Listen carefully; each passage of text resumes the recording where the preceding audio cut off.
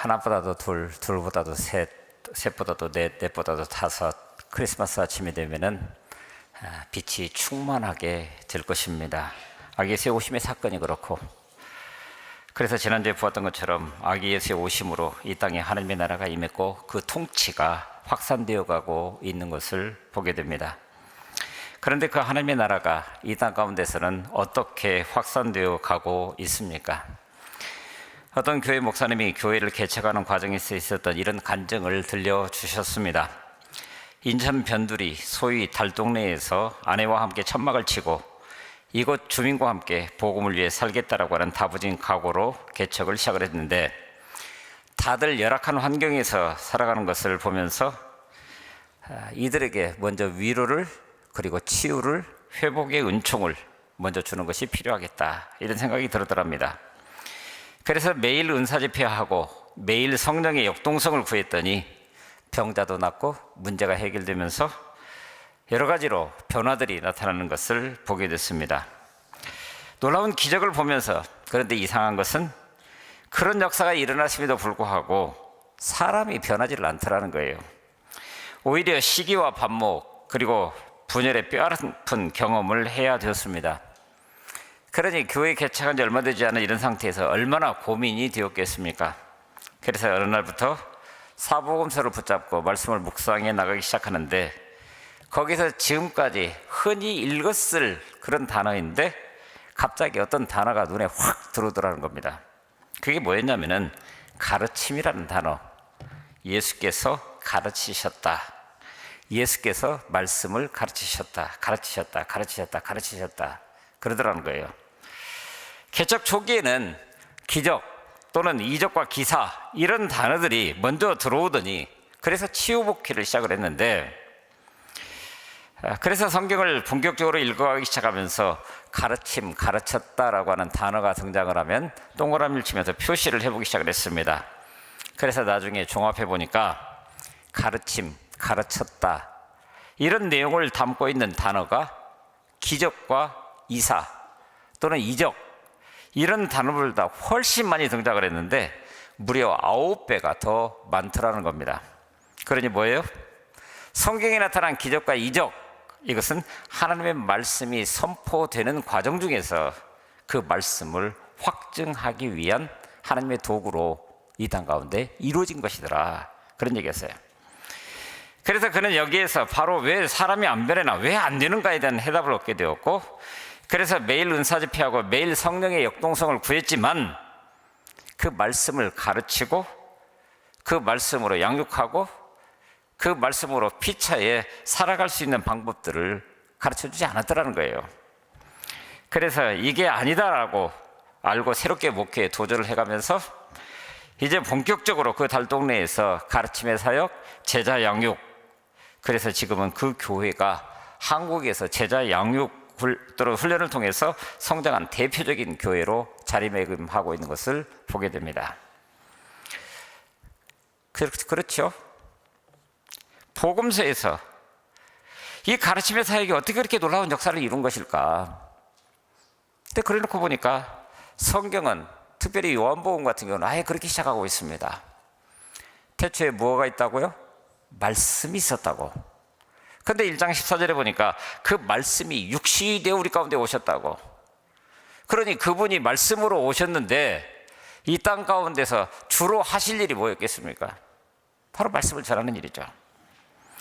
그러다 보니까 그런 질문과 함께 오늘 우리 교회를 보게 됐습니다. 혹시나 제자 훈련이나 기타 성경 공부 같은 가르침의 사역을 상당히 많은 분들이 그저 교회의 한 프로그램 정도로 생각하고 있는 것 아닐까? 그래서 나 그거 마쳤다, 이거에 만족하고 있는 그런 모습들. 그래서 성경에 대한 수많은 정보를 수집해가는 정도로 생각하는 그런 경향도 있는 것 같아 보이고, 그러니 가르치고 가르침을 받는 것은 그렇다고 치고 성경을 읽는 것조차도 내가 마땅히 감당해야 할 일로 생각하니 이것이 짐이고 오늘 우리에게 부담스러운 일로 혹시 다가오는 것 아닌가, 이런 생각을 해보게 됐습니다. 여러분, 그런데 초대교회의 가르침의 사역이라고 하는 것은 단지 고급 지식을 나누어 주는 그런 사역이 아니었습니다. 그 말씀을 바로 삶으로 살아내는 능력으로 그 말씀이 육화되어서 오늘 우리 속에서 살아 움직여가는 그런 모습을 이야기를 하고 있다고 하는 겁니다. 사도들은 성령의 임재 앞에 하나님 나라의 일, 이것은 사도행전에서 시작하자마자 예수님께서 승천하시기 전까지 무려 40일 동안에 제자들에게 가르쳐 주셨던 일이 하나님 나라의 일이라고 사도행전 1장 3절에 보면 분명히 나타나 있습니다. 그래서 그들은 그 말씀을 있는 그대로 받았고, 그래서 곧 예수 그리스도의 오심, 그리고 그분의 죽으심과 부활하심에 대해서 무엇보다도 성령 강림 사건과 함께 세상으로 뛰쳐나가서 그들은 예수가 그리스도다, 예수가 우리에게 말씀하셨던 메시아다라고 하는 것을 선언하면서 이 땅 가운데 그 하나님의 나라를 확산시켜 나아갔다라고 하는 거예요. 보십시오. 오늘 보면 사도행전의 맨 마지막 구절 31절 가르침으로 마무리되고 있는 것을 보게 됩니다. 하나님 나라를 전파하며 주 예수 그리스도에 관한 모든 것을 담대하게 거침없이 가르치더라. 그런데 이 말씀을 보면서 이게 마지막 절인데 사도행전이 왜 이렇게 이상하게 끝나지? 그런 생각을 해보게 됩니다. 오순절 성령의 역사로 시작된 선교가 마치 로마의 셋집에서, 그것도 사도 바울이 가택 연금된 그런 상태에서 미완의 사역으로 끝나는 것 같은, 그저 가르치는 것으로 끝나는, 그 결과는 어떻게 될지 모르는, 근데 정말 그걸로 끝입니까? 드디어 사도 바울은 로마에 왔습니다. 사도 바울의 말을 듣고자 많은 유대인들이 날짜를 정해서 바울의 거처로 찾아왔다라고 이야기를 합니다. 그냥 단순하게 그렇게 얘기하고 있는데, 사실 이 본문 우리가 읽지 않았지만 바로 본문 앞에 보게 되면은 사도 바울이 바로 로마에 도착하자마자 유대의 지도자들을 불러 모아서 자신이 여기까지 올 수밖에 없었던 상황들을 쭉 설명을 합니다. 그러면서 불필요한 오해로 인해서 복음의 역사가 가로막히는 일을 방지하기 위해서 그렇게 설명을 했는데, 놀랍게도 21절에 보니까 그들이 이르되 우리가 유대에서 네게 대한 편지도 받은 일이 없고 또 형제 중 누가 와서 네게 대하여 좋지 못한 것을 전하든지 이야기한 일이 한 번도 없었다, 이렇게 얘기를 합니다. 그러면서 그들이 말합니다. 너희의 사상이 어떠한가 듣고자 하니. 왜요? 이 파에 대해서는 어디서든지 반대를 받는 줄 알기 때문이라 라고 이야기를 하고 있는 걸 보게 됩니다. 그래서 그들이 함께 모여서 사도 바울이 가지고 있는 복음의 역사에 대해서 있는 그대로 듣기를 원했다라고 하는 거예요. 여하튼 그 당시 최고의 세속도시 로마에서 하나님의 나라가 선포되고 있습니다. 누구를 통해서요? 바로 그 나라를 사모하는 한 사람을 통해서 그렇게 했다라고 하는 겁니다.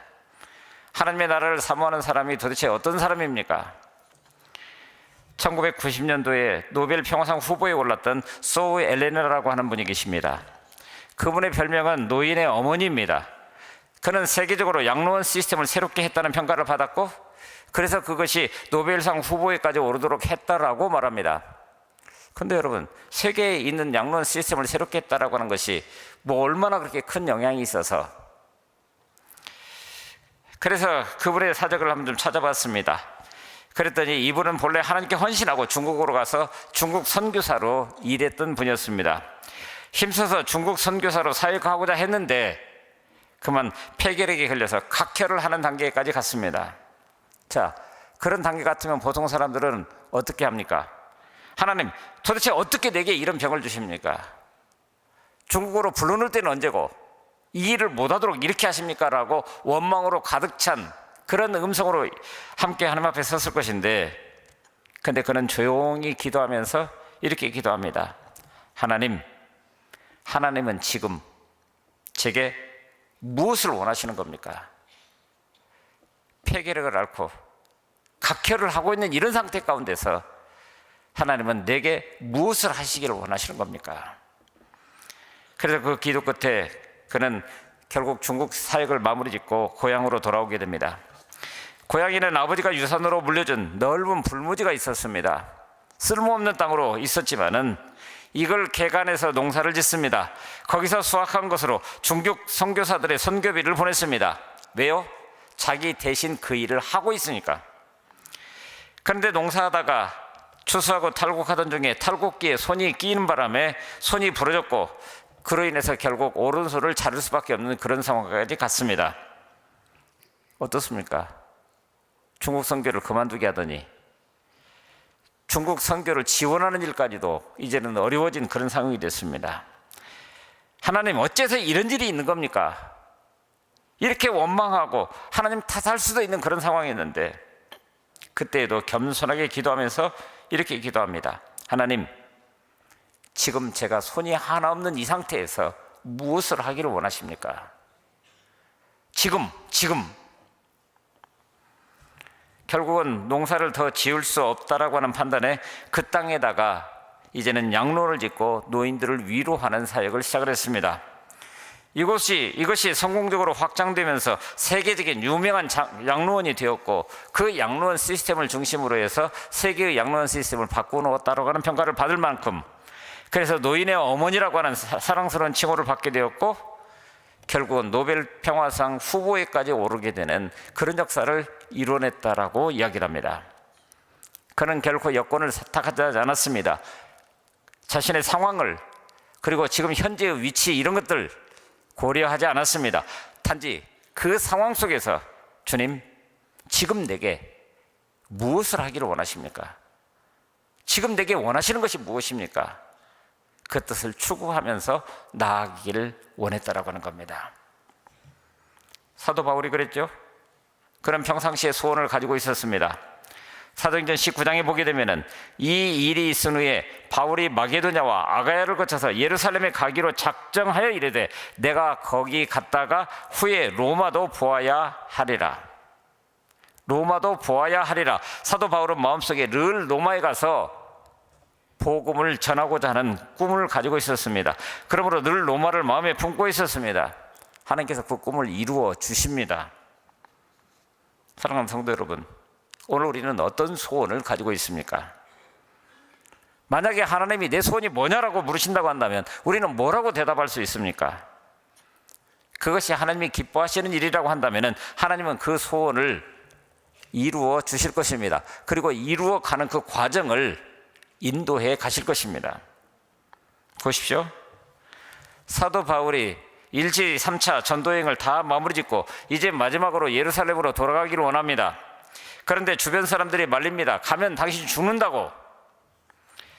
근데 그럼에도 불구하고 그런 담대하게 예루살렘을 향해서 나아갑니다. 아니나 달라 예루살렘에서 유대인들의 고소가 이어지고 결국은 감옥에 갇히게 됩니다. 그런데 그날 밤에 주께서 바울에게 나타납니다. 그리고 분명하게 말씀하십니다. 사도행전 23장입니다. 그날 밤에 주께서 바울 곁에 서서 이르시되 담대하라. 네가 예루살렘에서 나의 일을 증언한 것과 같이 로마에서도 증언해야 하리라. 바로 인간의 노력에 대해서, 그 꿈에 대해서 하나님이 그렇게 응답하고 계십니다. 참으로 기가 막힌 인도하심입니다. 여러분 생각해 보십시오. 그 다음이 어떻게 됐습니까? 우여곡절을 거쳐서 가이사라로 옮겨지게 됩니다. 거기에서 무려 2년이나 죄수의 상태로, 그러나 그 가이사라에 있었던 로마 군영 내에서 수많은 로마인들에게 복음을 전하기 시작합니다. 그리고 마침내 로마로 가게 됩니다. 백부장의 호의를 받고 갑니다. 겉으로 보면 바울은 죄수이고 백부장은 그걸 감시하기 위한 책임 군인입니다. 그런데 실상은 백부장이 경호병 역할을 하고 주인공은 사도 바울이 됩니다. 그리고 심지어는 우스갯소리 같아 보이지만 뱃삭을 내지도 않고 공짜로 승선해서 로마까지 가게 되는 일을 만들어냅니다. 그러다가 풍랑을 만나게 됩니다. 상황이 반전합니다. 바울이 그 배에 승선했을 때는 분명히 죄수였습니다. 그런데 배가 로마에 도착했을 때쯤 사도 바울은 겉으로는 죄수였지만 실상은 그 배의 지도자가 되어서 그들의 생존 자체를 책임지는 그런 입장에 서 있는 것처럼 사도행전은 그려지고 있습니다. 그리고 마침내 로마에 도착합니다. 이것이 하나님의 역사입니다. 그리고 조금 전에 말씀드렸던 것처럼 사도 바울은 어느 곳에 가든지 유대인에게 먼저 복음을 전했지만 반대로 그 유대인으로 말미암아서 심각한 고난과 위기를 늘 만나곤 했습니다. 그런데 보십시오. 아까 말씀드렸던 것처럼 이 로마인들이, 로마에 살고 있는 유대인들이 너희의 사상이 어떠한가 듣고자 한다. 네가 지금 전하고 있는 그 내용이 무엇인지를 우리도 들어야겠다라고 하는 겁니다. 그래서 그들이 날짜를 정하고 그가 유숙하는 집에, 사실은 감옥입니다. 새 집을 얻었다라고 그랬지만은 존 스토트 목사님의 설교대로 하자면은 그는 착고에 채워진 그 죄로 더 이상 활동을 못하는 그런 상황 가운데서 바로 거기에 묶여있는 그런 상태로 지금 있는 겁니다. 그럼에도 불구하고 거기서 하나님의 말씀이 선포되는 놀라운 역사가 이루어지고 있는 겁니다. 23절을 다시 한번 볼까요? 그들이 날짜를 정하고 그가 유숙하는 집에 많이 오니 바울이 아침부터 저녁까지 강론하여 하나님의 나라를 증언하고 모세의 율법과 선지자의 말을 가지고 예수에 대하여 권하니라. 자세히 보십시오. 사도 바울이 전한 것이 뭐라고요? 하나님 나라를 증언합니다. 그리고 모세의 율법과 선지자의 말, 즉 구약 성경을 가지고 예수에 대해서 전합니다. 여러분들이 알고 있는 것처럼 BC 8세기에 이사야서에서 말씀하고 있었던 메시아가 이 땅 가운데 오셨다라고 하는 것을, 사실 인간적으로 보자면 적어도 유대가 아니기 때문에 로마라고 한다면 자신의 석방을 위해서 노력할 만도 합니다. 왜냐하면 좀 더 자유스럽게 이 커다란 도시에서 복음을 전할 수 있다고 한다면, 더군다나 자신이 재판을 받게 된 것이 억울한 일이라고 호소할 수도 있습니다. 그러나 사도 바울의 관심사는 그것이 아니었습니다. 그의 관심은 오직 예수 그리스도 그리고 하나님의 나라였습니다. 아침부터 저녁까지 하나님 나라를 증거하고 예수 그리스도를 전했습니다. 23절을 다시 한번 자세히 보시겠습니까? 여기에 나오는 동사들을 한번 잘 살펴보십시오. 강론하여, 증언하고, 권하더라. 강론했다? 다른 말로 하면 선포했다라고 하는 이야기입니다. 증언했다고요? 그것을 입증했다, 증명했다는 말입니다. 권했다? 이것은 설득했다라고 하는 말입니다. 사도 바울이 예수 그리스도의 복음을 전하기 위해서 그 어떤 방법이든지 자신이 알고 있는, 자신이 할 수 있는 모든 방법으로 있는 그대로 그 말씀을 선포했다. 바로 그런 얘기입니다. 얼마 동안 그렇게 했습니까? 30절과 31절은 이렇게 말합니다.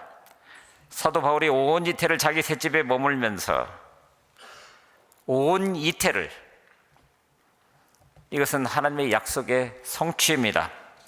사도 바울에게 약속한 그대로 예루살렘에서 저런 것과 똑같이 로마에 있어도 전해야 할 거라고 응답을 이제 이런 모습으로 우리 가운데 주고 있는 것을 보게 됩니다.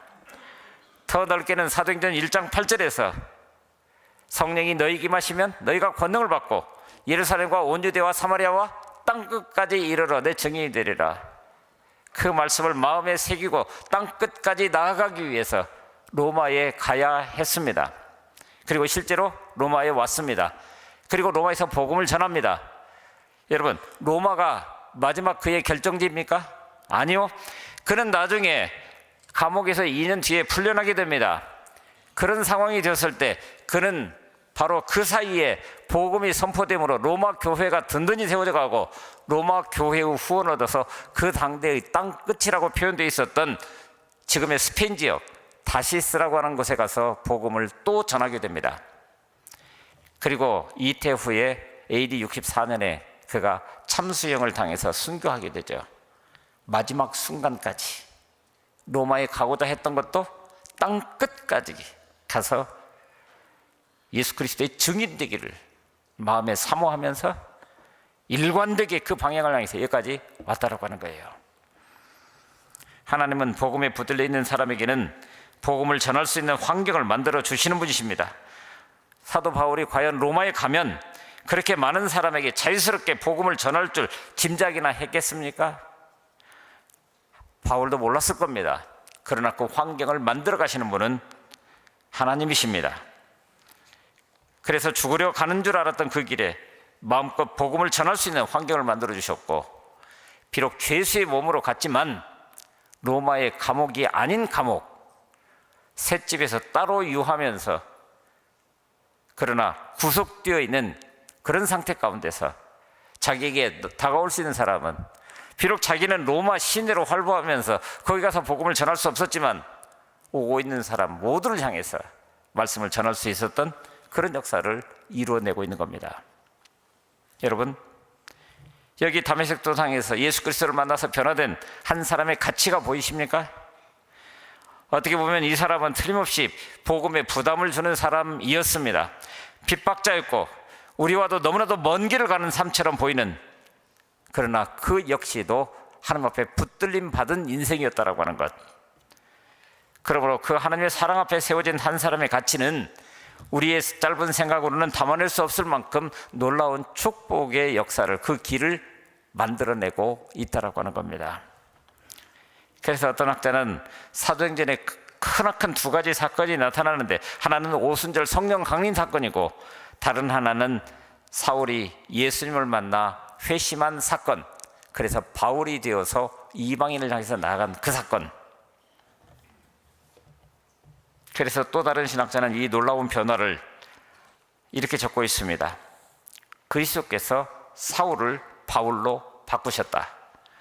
그리고 바울은 세계의 역사를 바꾸었다. 여기에 무슨 말이 더 필요할 수 있겠습니까? 하나님의 섭리는 오묘하기 짝이 없습니다. 그러기에 오늘 우리도 마찬가지로 우리 마음속에 거룩한 꿈과 비전을 품고 있으면 하나님은 그 일을 하게 만드시고 그 길을 열어주시는 분이신 것을 우리는 믿음으로 고백하면서 이 자리에 설 수 있는 것입니다. 그런데 보십시오. 그 결과가 어떤 식으로 나타났는지 24절 보겠습니다.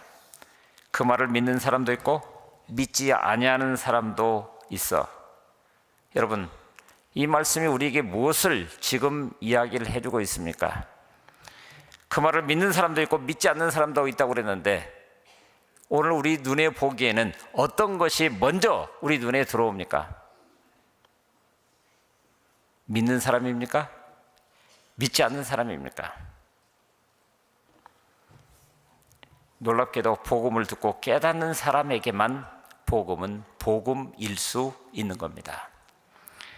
그런데 그 반대로 우리가 말씀을 듣거나 전할 때에는 우리가 인식하지 못해도 끊임없이 영적 전투가 벌어지고 있음을 우리는 이런 데서도 알 수 있습니다. 하나님이 무디고 어리석은 마음을 다스리사 들을 수 있는 귀를 주실 수 있을 때만 복음이 들려지게 되고 복음이 되어서 우리에게 영원한 생명을 허락해 주시는 것입니다. 그러니 이제 어떻게 해야 됩니까? 사도 바울이 오늘 본문 마지막 절에서 했던 그 사건, 하나님 나라를 전파하며 주 예수 그리스도에 관한 모든 것을 담대하게 거침없이 가르치더라. 사도행전의 기자 누가는 그 다음 이야기를 우리에게 들려주고 있지 않습니다. 하지만 말씀을 전하면 듣는 사람이 반드시 있다라고 하는 것을 오늘 우리에게 명백하게 보여주고 있습니다. 그러므로 중요한 것은 이것입니다. 사도 바울의 공식적인 사역은 여기에서 끝나는 것 같아 보입니다. 그러나 사도 바울이 복음을 전하기 위한 그 모든 여정들, 이게 과연 사도 바울로만 끝나는 그런 사건일까요? 오늘 우리의 인생 여정은 어떻습니까? 사도 바울이 지금 선포하고 있는 하나님의 나라와 주 예수 그리스도에 관한 모든 것이 그저 사도 바울로만 끝나는 걸까요? 오늘 우리는요,